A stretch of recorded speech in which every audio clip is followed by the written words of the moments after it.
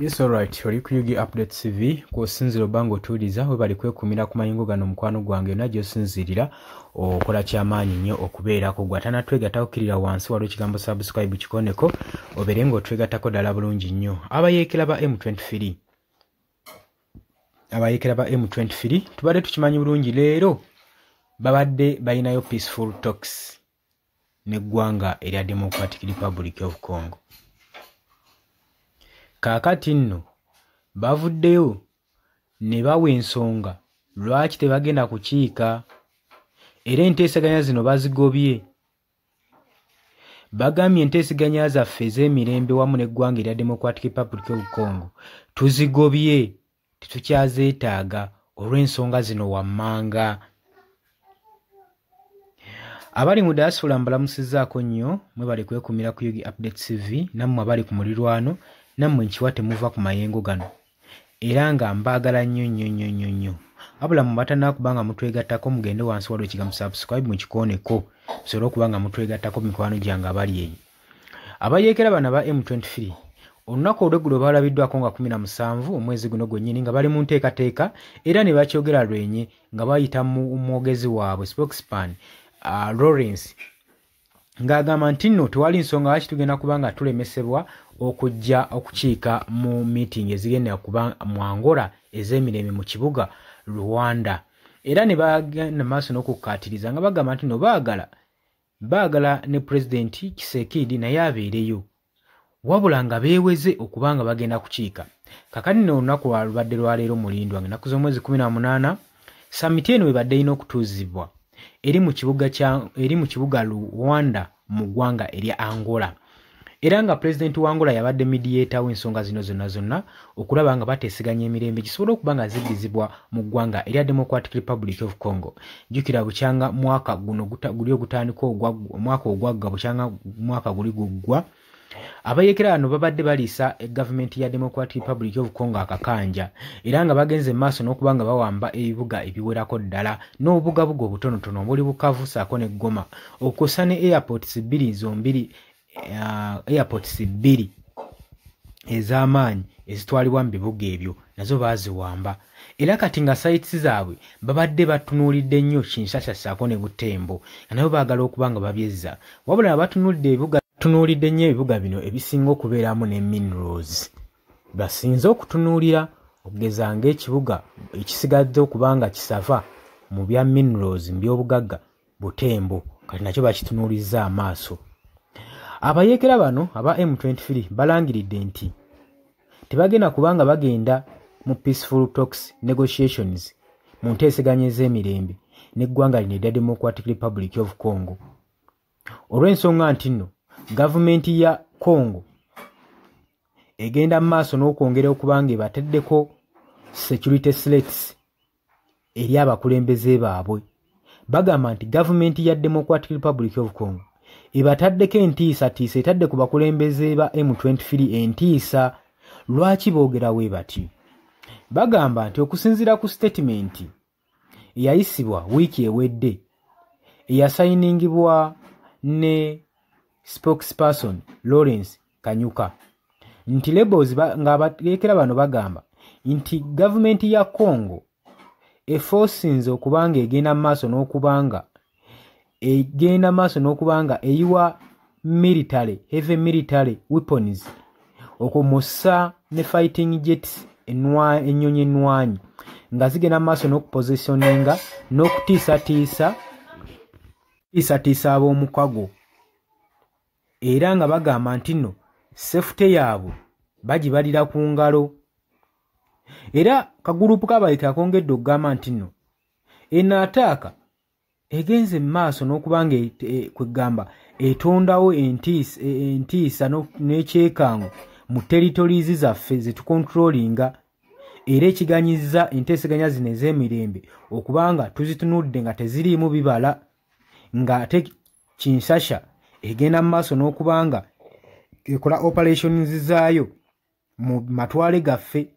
Kati tulabawo mirembe mu nteeseganya zino era tetulabamu kibala kigenda kuvaamu kubanga masekati nga tugenda mu nteeseganya ate eri Congo yegenda maaso n'okuba nga esindika gyetisizaayo okubanga bakuba territories zaffe. Bagamba ng'ebyo obitadde wabbali.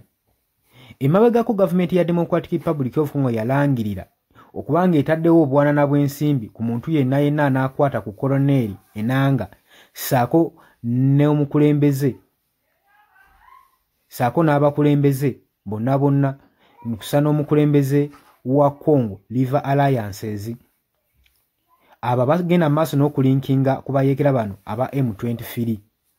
Kati ekintu ng'ekyo bwe tukiraba kyongera maaso n'okubanga kitukanga ng'era zino enteeseganya kalinga akakodyo ak'okuba territories zaffe n'okuwamba enkambi zaffe, era ne bawunzika nga bagamba enteeseganya ezo tetuzirabyemu bibala bigenda kuvaamu.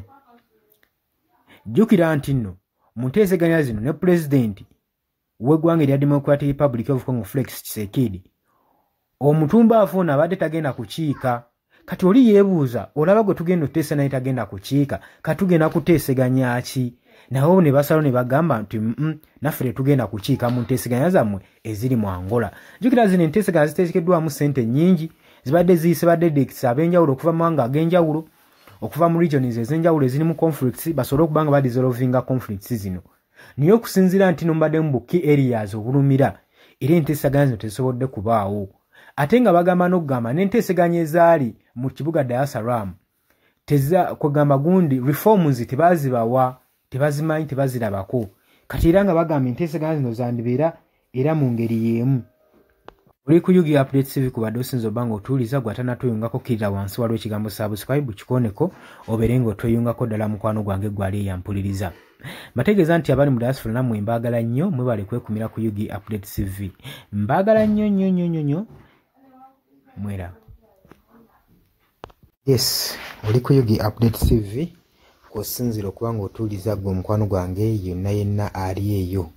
Gwe nagambye agala otweyungako, agala okweyunga ku channel eno, kirira wansi waliwo ekigambo subscribe kikoneko okoonene mukadde. Temwerabirako na mukadde kubanga akadde ako mukwano gwange gakuyambako nnyo okuleetera notification message bwe waba nga waliwo information yonna gye tutaddeko. Ate buli wo subscribing obeera otufollowinze, kitegeeza buli kimu kye tunaateekako ojja kuba ng'okifuna gwe omukwano gwange. Leka okipingwe ng'oli updated ku buli kimu ekigenda mu maaso mu ggwanga gwali eyampuliriza.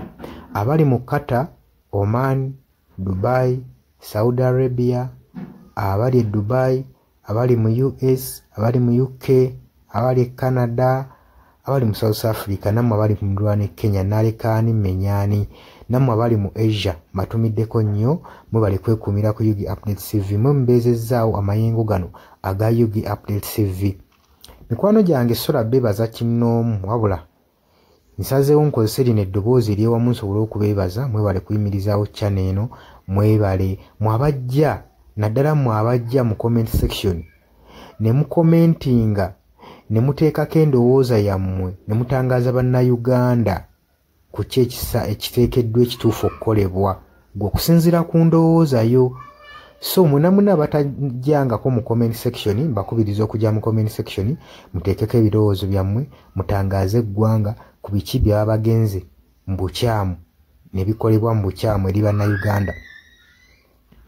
Dani ku Airlines Kenya, nawe nkutumiddeko ennyo, naye jjangu mu comment section oteese, toteekako buteesi linnya lyo. Mujje mu comment section, mwe abasharinga, abalikinga, nammwe abasubscribinga, mwe muyimirizaawo amayengo ga channel eno. Eyo nnamba y'essimu gye mbateeredde awo eya nooti 726 nooti emu 67994. Eyo ennamba ya WhatsApp eri mu kimyufu.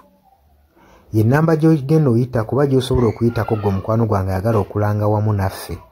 Gw'alina bizinensi yo ng'ogyagala tugikulangire nga wandyetaaze ogikulangira. Eyo nnamba gy'oba oyitako ku WhatsApp osobole okuba nga naye bizinensi yo gikuba abantu tugikulangire gwe omukwano gwange ali eyo ampuliriza. Ne ngenda mu maaso n'okulabula abantu ku biki ebigenda mu maaso mu ggwanga naddala ng'akalulu kano aka 2026 kayengedde. kati buli muntu alina kubeera vigilant, olina kubeera bulindaala oleme kutunda mwoyo gwo mukwano gwange. Waliwo abatunda emyoyo gyabwe olw'M1,500 sukaali.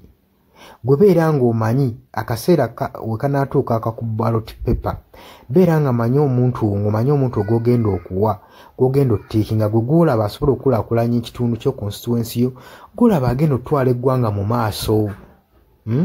Bannange tusibwa nnyo akatambaala mu mutwe mu biseera nga bino. Newankubadde obwavu babubalumizza mutya, totunda mwoyo gwo ku lw'akantu katono, wabula saasira ku ggwanga lyo, osaasire ne ku zadde lyo, osaasire ne ku future weenaabeera. Lowooza ku by'emu maaso. Weewaawo abamu muyinza okulowooza ng'ebyo batabakwatako nga tebikwatako, naye ensobi yonna ekolebwa eiza relative wo, sengaawo, maamawo, kojjaawo, biyinza otutuuka ng'ekyo ekizibu gwe kyetooloddeko, ate olaba ebikwatirako biyinza otutuuka esa ne byetooloola ne bifundikira nga bikkutteko gwe mukwano gwange ali eyo. So kyenva nkubiriza baganda bange mwenna abali ku Yugi Update TV, ogenda maaso n'okusharinga information eno. Baganda baffe beebereremu, ate era baleme kutunda mwoyo gwa ggwanga, babeere nga batambulira ku mazima, nga bayimirira ku mazima, nga bayimirirawo ku lw'eggwanga lyaffe erijja mu maaso, ku lwa future y'abantu baffe n'eggwanga lyaffe mu maaso, kubanga buli muntu ekigenda mu maaso kati akiraba. Gwe atalaba kigenda mu maaso, nkakasa obeera muzibe. Ate era ne muzibe naye alina byawulira ebimukyemula omutima, kati n'amanya nti no mu ggwanga mulimu kino. So nkubiriza buli omu obeere lalabayi wa munno, osobole okuba nga oli kalabaalaba w'oyo ku biki ebigenda mu maaso. Obakubirize n'omubakubiriza. Waliwo abali mu byalo nga tebamanyi kigenda mu maaso, mubaagaliza osubscribinga ku mikutu gino bategere ebigenda mu maaso mu ggwanga lyaffe. Wakati smartphone zajja gwe mukwano gwange ali eyo. Wabula mbaagaliza olunaku olulungi, mubale kwekumira ku Yugi Update TV, mubatana subscribinga mugere mu maaso n'okusubscribinga. Mbaagala nnyo era mweraba.